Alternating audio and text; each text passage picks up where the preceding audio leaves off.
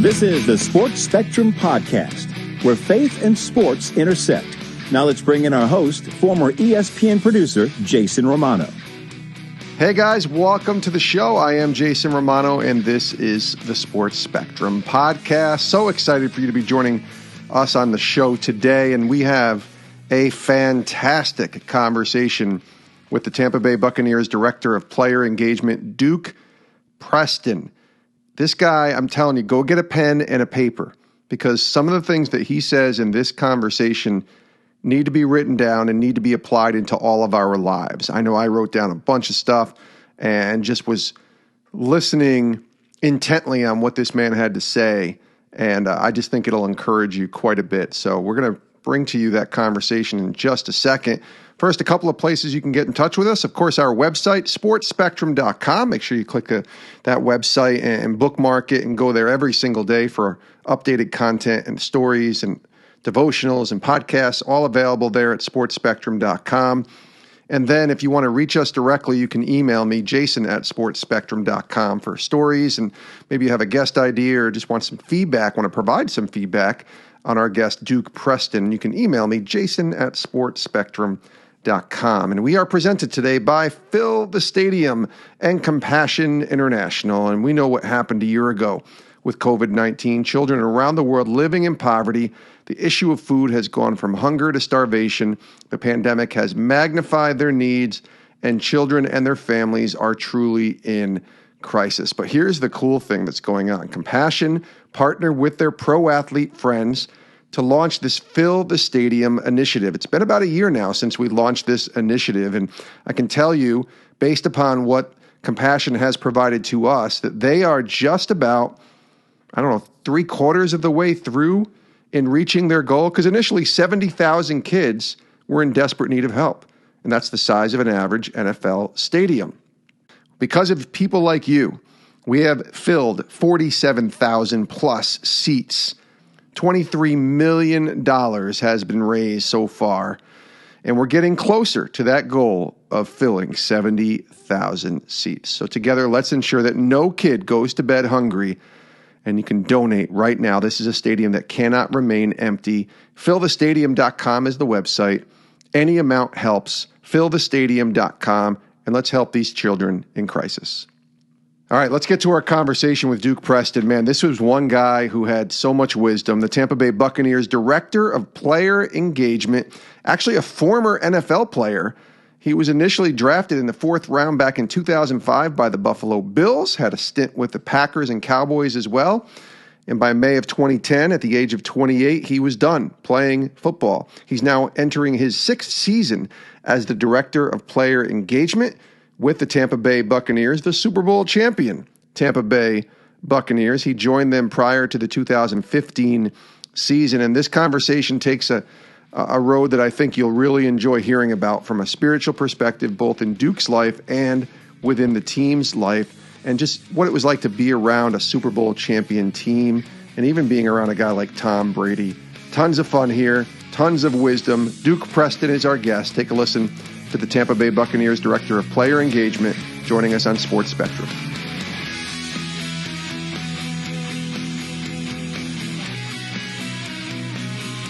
Duke Preston, welcome to Sports Spectrum. How are you, buddy? Thanks for having me, Jason. So that's now the title, right? Director of Player Engagement for the Super Bowl champion Tampa Bay Buccaneers. That's the new title, right? Yeah, man. I mean, world champions. It's wild talking to the players down the stretch. It was like, when's the last championship anybody won? And most of us, you got to go back to Little League baseball or high school, and so it feels really good, man. Yeah, except the quarterback, right? Who had 5 of those or whatever. Yeah. He had more for everybody, I guess. But it must have been such a cool opportunity and a cool experience to be around a team that ultimately does what every team wants to ultimately do, and that's bring home a title. Yeah, no, it's, I often talk to our guys about achieving something of value, and I think a lot of times guys go through their whole careers and they make a good amount of money and they have an impact, hopefully, in their community and their homes. But you don't achieve a whole lot. There's nothing to really show for it walking away from the game. And so to have a championship and a title and, a ring here down the stretch is pretty special. I've heard a lot of guys who've won titles and talked to a lot of Super Bowl champions and really champions in all sports say, the journey is what they'll miss when they think back, and being a part of the team, the culture and all that. But what comes after that isn't just to say you're a Super Bowl champion. It's really the platform that God kind of provides to, especially if you're a follower of Christ or a believer like you are, to be able to point people back to him. It increases the platform and an opportunity to really have an impact. Is that how you kind of seen this, even though it's just a couple months, removed? Yeah. I mean, I've got a pretty cool story and perspective of what took place for me during the playoffs and just, especially this season culminating, this was my 6th year with the team and 11th year total in the NFL for me. And this was only my 2nd trip to the playoffs. Mm-hmm. So, like I just mentioned, having such a shortfall with actual substantive winning where you have something to show for it. I would say that most careers, you really don't have a whole lot to show for it unless you win it all. And so, having only been there twice and then having a chance to win, it definitely does raise the platform. People care about championships. People care about winning. But I also think it's a cool opportunity as a believer and a Christ follower to kind of take that mantle or that idol and toss it on the fire and point people to Christ. So absolutely. I want to hear the stories about what took place in the postseason in a second. But for those listening, the role or the title, Director of Player Engagement, can you kind of share what that role is and kind of what your job entails each and every day? Sure. Yeah. I mean, I've kind of described it as like it's 40% mentoring, maybe 30% life coaching, 20% concierge service, and 10% babysitting.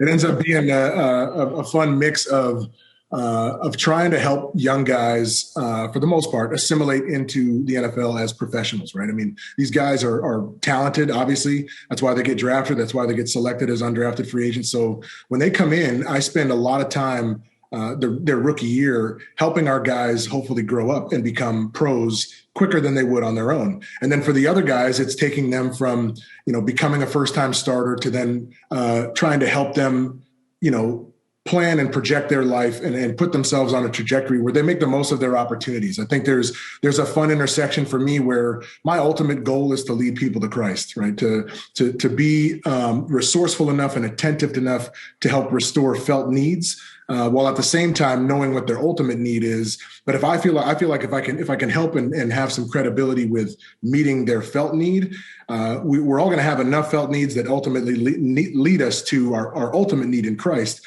And so having that answer and knowing that's what God has purposed these guys calling as ball players in the first place to begin with is to learn more about themselves and ultimately lead them to a relationship with Christ. That's the hope and goal. So it ends up being a fun, nuanced thing where every day is different. I don't know what I'm getting, whether it's a 2 a.m. phone call or a guy getting released that stops by my office. I mean, you never know what you're going to get. So it keeps it fresh, keeps it new.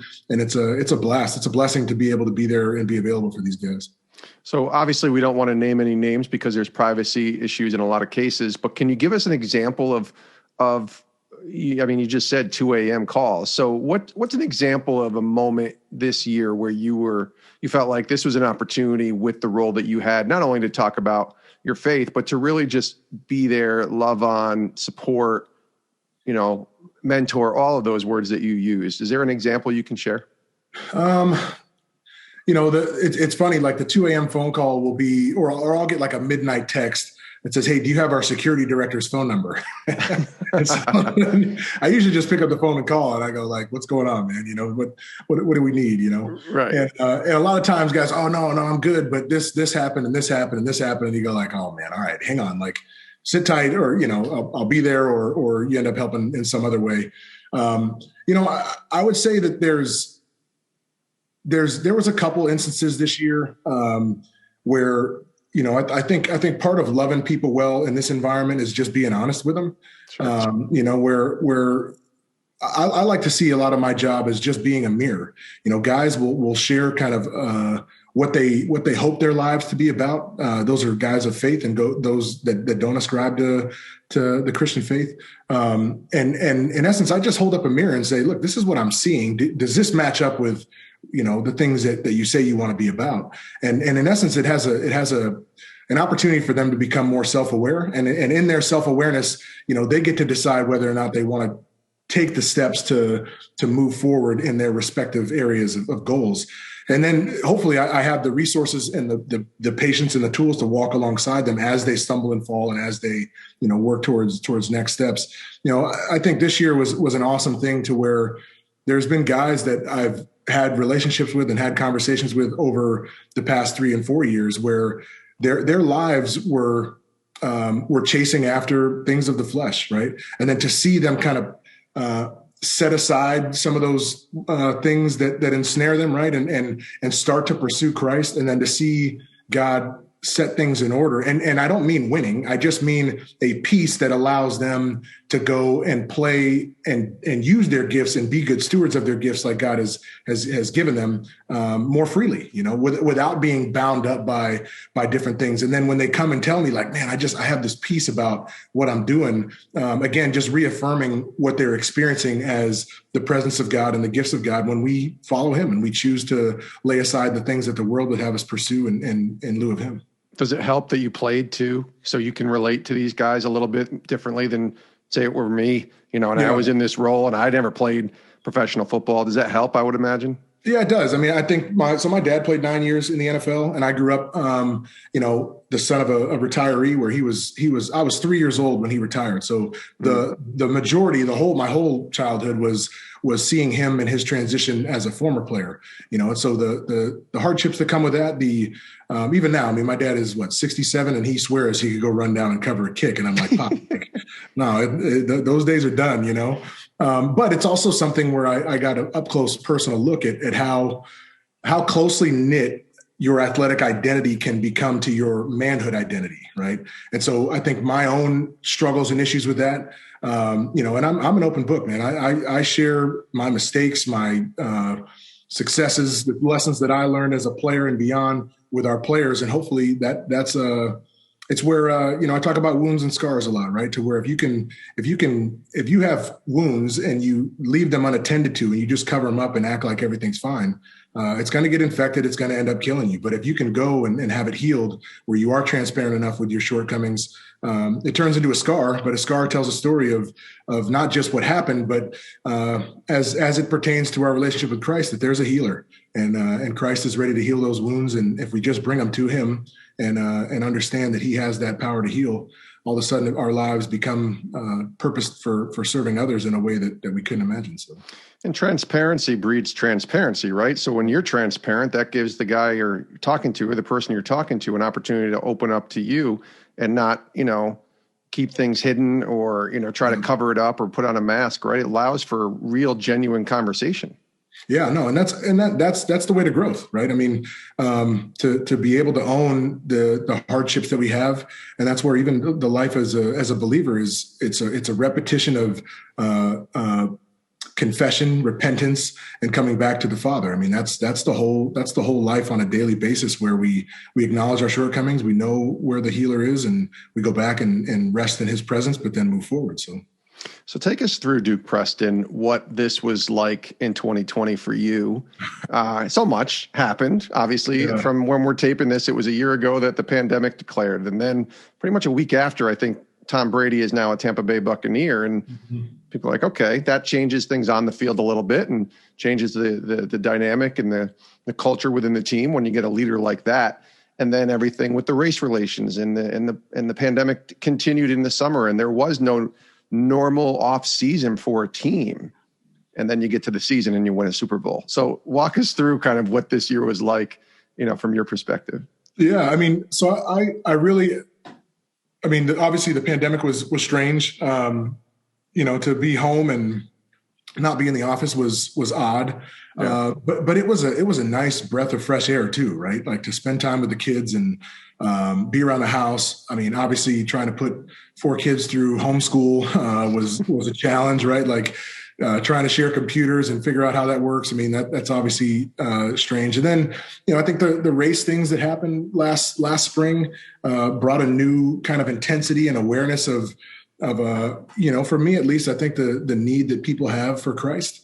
All the solutions and all the back and forth that went around. I mean, I sit on calls and I listen to some of this stuff and social justice initiatives, and ultimately I sit there and I think, well, why would someone want to give up their place of privilege, being compelled by anything other than Christ's love? Like it doesn't make any sense for someone to say, no, I'll give up this opportunity to get hired in this role, so that this can be more of an equal playing field. Like, wait, what? Like, yeah. So void of Christ's love to compel people to be selfless for one another and to care about their fellow man. I'm really not sure why anyone would want to do that. And so I think that to me, it just points to our need in our world for the standards of what the Bible teaches and for what Christ would have us do for one another. But then, obviously we get into the season and there's somewhat of a return to normalcy. And, I think that pivot point where we're back in the office working early on, there was some trepidation of whether or not we were either going to get through a season with COVID. I mean, if there was X amount of games canceled and then, but once we got to kind of like week 6, it was kind of understood. All right, they're going to figure out a way to make sure we get through this and at least have a shortened season or whatever. But then to win and see some of the games that we had, watching Tom and seeing what he's capable of doing. I'm one where, I'm not I guess I'm a skeptic, like you gotta prove it to me. And sure. And I want to see it more than I want to hear about someone's reputation. And so I just watched him, I got to spend about 30 minutes with Tom when we first got started, and I took a bunch of notes and hearing him talk, I wanted to see he's really articulate about his perspective and how he goes about doing what he does. But then he lives it, he lives it to the nth degree, day in and day out. And I think it just, what it did for our team was it infused a belief, and it also gave the tactile day-to-day example of what it takes to be the highest end elite professional football player that winning championships requires, right? Because it's minutia, right? It's details of the position day in and day out that end up making the biggest difference of winning a championship or not. So, the season as a whole was it felt normal after a while. I mean, minus not having fans in the stands, it's the normal repetition of a season. And, to have that kind of success that we had been hoping for, and then ultimately to get into the tournament and see what the playoffs are all about. It was fun, man. It was a blast throughout. He's 5 years older than you. And you've been out of the game for 10 years. Am I right on that? Yeah. And so he's still playing. That's got to be so weird, just thinking back, like, not thinking that you could still be playing, but the fact that he is still playing. It's kind of crazy. Yeah, no, I actually, so part of my job, which is a lot of fun, is during practice, I get to run around, right? So whether it's holding bags for linemen or with the quarterbacks in specific, I get to we catch passes. So, a lot of times we'll just be stationary targets where we're, inside edge of the numbers, 20 yards down, and we're just standing there catching balls. And then there's other times where we run, we run little routes and little drag routes and stuff off of boots. And I tell you what, man, it's a different thing when you're catching his passes. The level of like intensity or the lack of desire to drop a ball, man, like you want to perform. I got 2 jacked up fingers now from catching from these guys. But then he called me the dancing bear because I'm still a pretty good athlete and out there running around catching passes. It's fun to show out and show what a former lineman can do. So. I was just going to say, for people that don't know, Duke Preston was not a wide receiver in his NFL time. You were an offensive lineman. You played center. You were 6'5" and 300 pounds, right? Yeah. So, I mean, to be out there running around, but like I said, I've always kind of thought myself to be a pretty good athlete. I was a baseball player growing up. I always say I was on my high school hands team, so I had to have some pretty good mitts. And so out there tracking balls and trying to make one-handed catches, it's fun, man. But But then it's funny too because obviously I have my fair share of drops. So our personnel guys, they'll watch the tape, and then we have a group thread where I'll get killed for it'll just be a drop on repeat, like a little what do they call those? The boomerang things, And I'm like, yes. But I always say, look, if they were out there, it'd be worse. So come on out and join us. We'll see. That's right. You want to say something? Come on out and try to catch some passes. High opinions and low commitments, man. I see your 116 shirt. That's a Andy line. Let's take a quick break from our conversation to tell you a little bit more about Compassion International and their Fill the Stadium initiative. Due to COVID-19, 70,000 children and their families in the Compassion programs needed your urgent support. You see, 70,000 is the capacity of the average pro football stadium, and that's where the idea for Fill the Stadium came about. And it's a stadium that cannot remain empty, and your help is needed here for these children in crisis, just looking for basic necessities like food and education and medical care and vocational training, things like that. Your donation will help these children and their families through the critical next 12 months. And great updates here.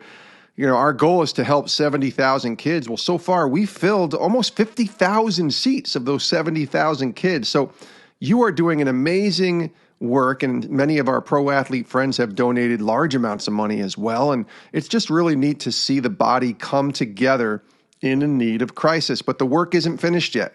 Still got about 20,000 kids and their families that are in desperate need of help. So you can help restore what COVID-19 destroyed and help provide essential food, medical care, and support for a child and their family during this pandemic. Go to fillthestadium.com to donate, to make a difference in a child's life and their family's life at fillthestadium.com. This is a stadium that cannot remain empty. Again, fillthestadium.com.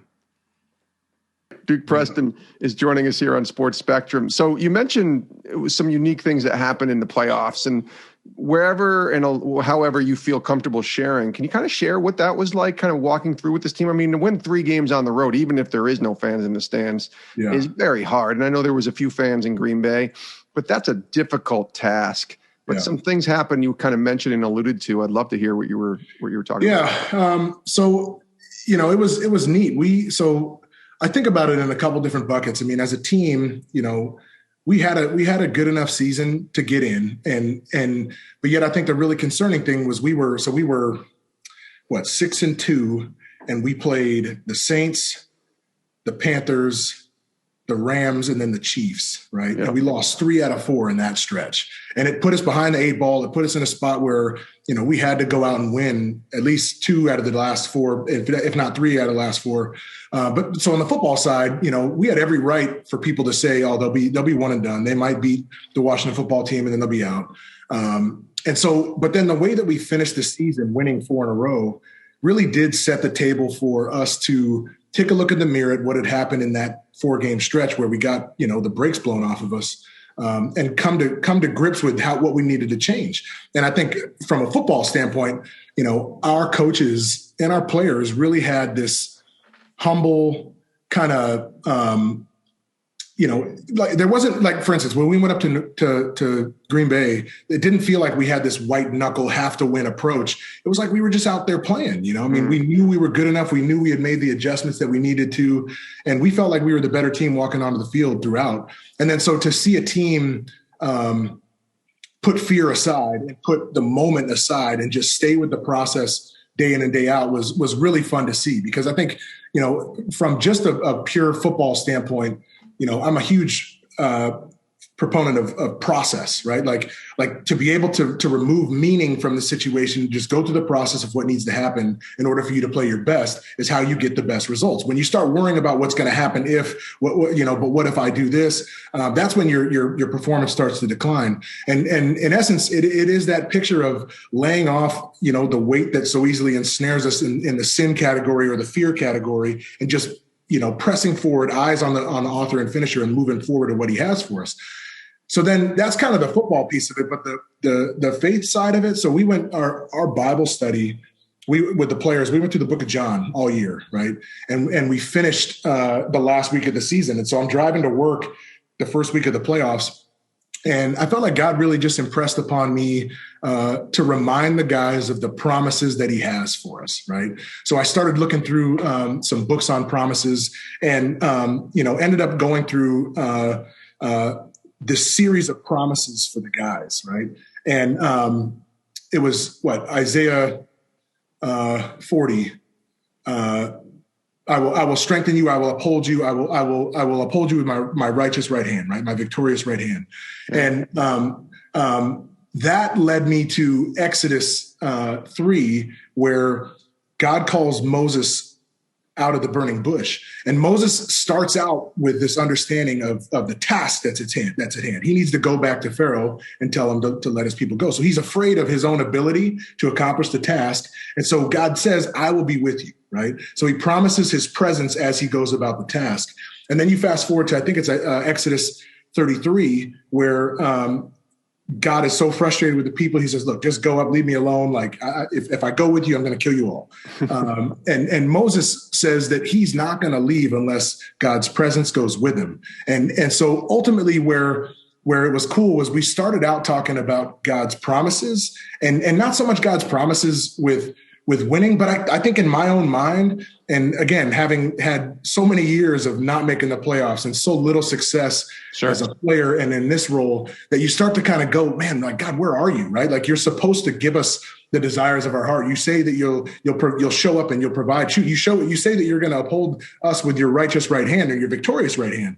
And it got to the point where I feel like God hit me right between the eyes with this notion that the best part of the pursuit is his presence, right? Like it's not about the end goal. It's not about holding the trophy or winning the ring, but as we're pursuing those things that he set before us, to enjoy, to rest, to experience his presence is the prize, right? And man, I tell you, so the first 2 weeks it was the Wednesday before we were to play Washington on Saturday, and I popped positive with COVID. So I had to go home and didn't get to go to Washington. And I'm sitting on the couch with my fiance and I'm throwing things and I'm losing my mind, right? Because, in my heart too, I'm going like, golly, this was my chance, like I want to just experience the playoffs and it's about the thing. It's about the task. And so we win that game. And then I thought with my timetable that I'd be back on Saturday and get to go travel to New Orleans on Sunday. But then I call our team doc and he goes, no, you're not cleared until Sunday night. And so I got left off of that trip, didn't get to go to New Orleans. And so that day when they told me, it was like a Wednesday before that Sunday game. I mean, I had this moment where I was so disappointed, and so mad really. And I just felt like this overwhelming sense of disappointment with God and what has become my life over the last X amount of years being a part of the NFL. But then God slowed me down and he was basically like, listen, like you ought to have a peace about where you are, because trust in the opportunity to see my presence work, right? Like even, I had my kids here and they, when I got diagnosed with COVID, they had to leave. Right. So I hug my kids and I'm thinking to myself, like, this could be the last time, I see my kids, I don't even know what this is going to be. So then, but then the testing of seeing God carry me through the health side of COVID, that faded quickly when I was like, well, I don't get to go to New Orleans. I don't get to be around the team. What if we lose? And I'm supposed to be their comfort guys and remind them that their purposes are in the Lord. And so it was neat in that respect, to where when the day of the New Orleans game, I had this peace that I knew that we were going to win. And I knew that it wasn't because I felt like God had taken the notion of achieving a ring right out of my hand. And I was like, knowing that there was something bigger in it for me. And we go to Green Bay and I'm standing on the sideline. And I tell you what, man, I had the best 3 hours of my life talking to the Lord in Green Bay. They had these big signs and they're banging them against the thing and they're screaming. And I was sitting there praying. I said, Lord, one day when those are angels and it's Hosanna, Hosanna, Hosanna, like, what's that going to look like? And I literally, the whole game, I didn't have any doubt that we were going to win, because I just felt that what God was showing me was that I give my good gifts to whom I want to, when I want to. It's not about what you do. It's not about who you are. It's not about even how hard you've worked. But I want you to enjoy my presence as you're pursuing this task. And it was this unbelievable thing that I never had any doubt that we were going to win and go throughout. But it was because, for me at least, the championship didn't matter, right? I mean, the ability to say world champion, like God in essence has told me, I want you to, every time you get a chance to talk about it, I want, like, just like I said in Exodus 33, when they when Aaron built the calf and the nation of Israel sat there and worshiped it, Moses came down and ended up tearing that thing up and throwing it in the water and make them drink it because it was worthless, and ultimately Super Bowls don't save people. The word of the Lord does. And being able to feel his presence as real as it was in those days and in those moments was worth 10 times what a Super Bowl is worth, Incredible story. And you're I know your title is not exactly team chaplain, but you have a master's degree from Dallas Theological Seminary. So I'm thinking he must become Duke Preston, the pastor, if he's going to Dallas Theological Seminary, but you're not. You're with the Bucs in terms of the direction that God has taken you. And you can share that a little bit if you want, but I'm curious from the sort of de facto team chaplain role, what was Super Bowl week like? Did you have a Bible study? Were you able to, you guys were home, you didn't travel because the game was right in your backyard, which was such a unique thing. And we were down there and covering the game for Sports Spectrum and got to talk to a bunch of players. And it was just a different experience for everyone because there wasn't your typical Super Bowl week where you travel and you go through the media and you're doing all of these appearances, although there was probably a lot more to do. Yeah. What was that week like for you from your perspective as the de facto chaplain? Did you have a Bible study or a word that you kind of went through with any of the guys? Yeah. So we like I said, we had stayed pretty heavy on, we met every Thursday under a tent. Right. And even that was cool, man, because we had moved around and then here we are talking about, Moses walking into the tent of meetings and the pillar and the cloud showing up. But even that, so the chapel, so chapels, we would have someone come in and do it via Zoom. So the pregame chapel was done by Dr. Tony Evans, the night before the game, which was really cool. But I'm trying to remember what story it was.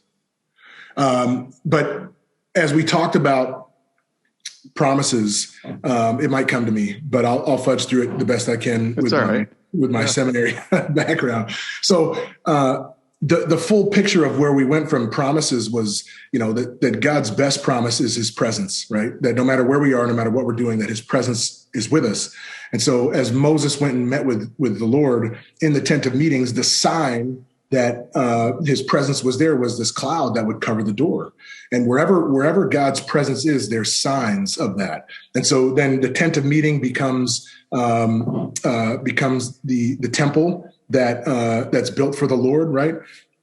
And in that temple, as it gets torn down and rebuilt back up twice, I'm blanking on who was it, but one of the prophets had a vision where he's inside the temple, and inside the temple, there's flowing water that comes out in all four directions. And everywhere that the water goes and every piece that water touches, it brings life to the things that it touches. And so this temple ultimately is destroyed, but then Christ comes and he is the temple, and he talks about himself as the replacement of the temple, where his body is torn down and he'll raise it back up. But then ultimately the temple becomes what? It becomes us. Right, you and I, as the body of believers, and the evidence of being indwelt by the Spirit is still that living water that comes out from us in every direction. That everything that we touch brings, we have the ability to bring God's Spirit to, and therefore life. So that was the admonition the last week, was to pursue this championship and pursue this thing with the mindset that as often as all the guys on this team are asked to go talk about winning a Super Bowl and show their championship ring, that they would go through it with the mindset of a story that would speak of his presence in how they pursued it, right? To where a championship, in a Super Bowl and talking about how cool that was, I don't know how much value there is in that for people, because most people are never going to win a Super Bowl. But the transcendent power of Jesus Christ as the figure that lives and breathes through us in the things that we go and pursue, that has the power to give life to anyone in any situation that they face. So I think it's just such an evidence of a good God, man, where, and you mentioned it, right? I think maybe the last application is, so I retired and I went back to seminary school and had a seminary degree, and I come down to Tampa, and I'm the director of player engagement, and I got a chance to work with Jameis Winston, and first round pick, and awesome guy, and awesome opportunity to where you go like, man, Lord, is this the thing that you brought me down here to not just help and develop this guy as a player, but as a man, and then go win a championship, awesome turnaround story of the Tampa Bay Bucs. Go win a Super Bowl, write a book, and become a speaker somewhere, right?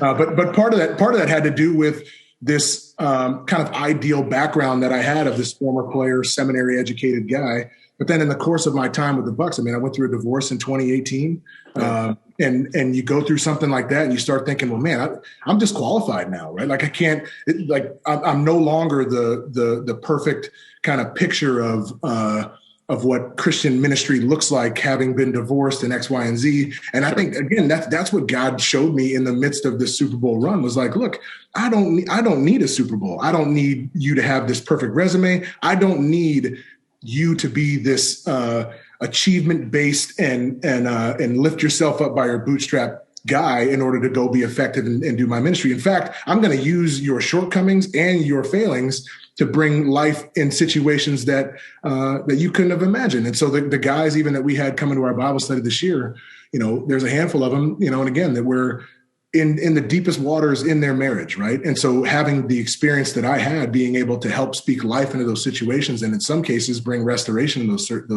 circumstances, praise God for having gone through what I went through. And so, in essence, it's where that was one of the reasons why I knew, because like it was so much less about me and what I had achieved or what I was worth being listened to for, and more so just God's presence and his goodness.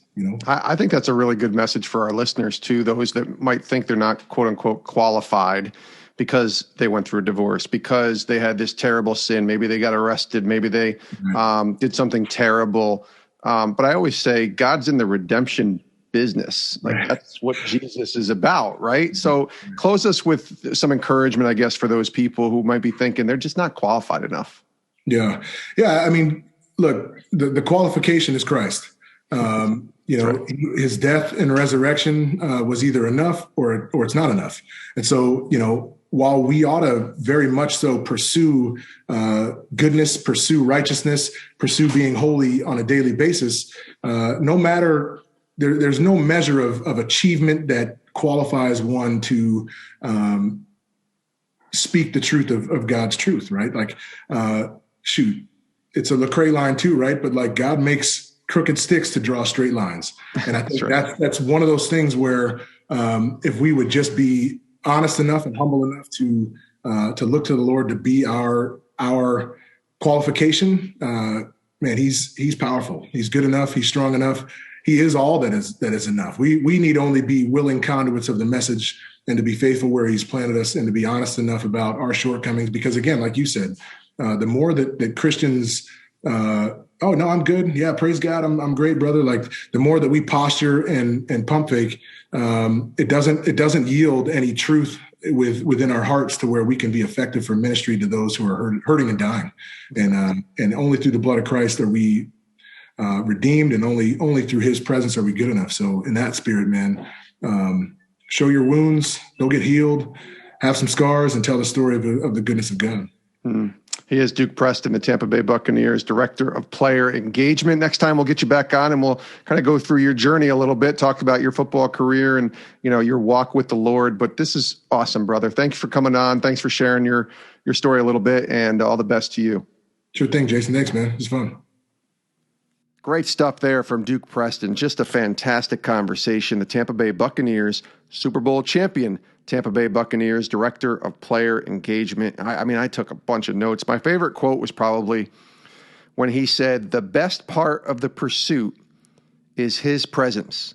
And I think in our lives, as we're all striving to achieve things and setting goals and wanting to attain them, not only do we lose sight of the journey, but in the pursuit, the best part is the fact that we get to spend, as followers of Christ, anytime we want in the presence of God, in the presence of the Father. How cool is that? The best part of the pursuit is his presence. That was Duke Preston. Fantastic conversation. Thanks to Duke for joining us here on Sports Spectrum. And as I mentioned, we're going to have to get him back maybe next year and talk to him about his journey to Jesus, and certainly talk about his time playing in the NFL and transitioning out of the league. But I thought that was just full of wisdom, full of great nuggets there that you can share, snackable content, as I call it. You want to take a quote or, even a small portion of what he said and share it. Man, this is the podcast, and that was the conversation to do it with Duke Preston. So thanks to Duke, and thanks to you for listening as well. We really do appreciate when you tune in. Do us a favor if you could. Click the subscribe button on the podcast so that you never miss an episode of Sports Spectrum's podcast. We got a couple podcasts every single week going out, at least 3 podcasts every week.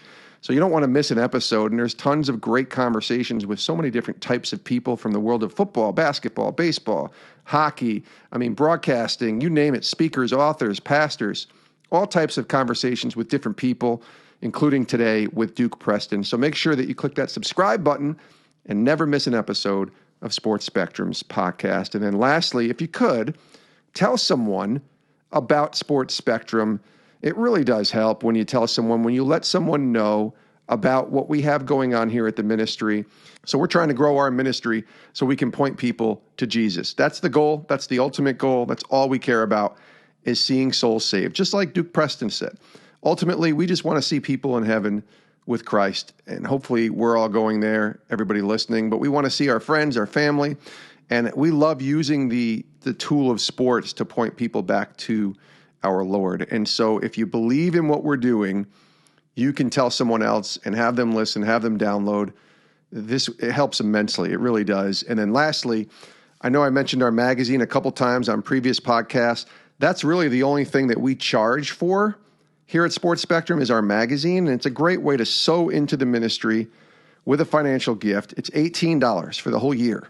If somebody asked you to give $1.75 a month, you'd do that, right? I know I would. And so that's what we're really, in essence, asking you to do, is to donate $18, and you can actually subscribe to our Sports Spectrum magazine. You get a digital edition, plus you get a printed edition of the magazine, quarterly magazine, 4 issues, plus a couple bonus issues. And it's all available at sportsspectrum.com to subscribe to right now. sportsspectrum.com, and subscribe to the Sports Spectrum magazine. Thanks again for tuning in. Thanks to our partners, Compassion International, as well. Check them out at fillthestadium.com, and check us out next time right here on Sports Spectrum. Thanks for joining us, and we'll see you next time. Have a great rest of your day.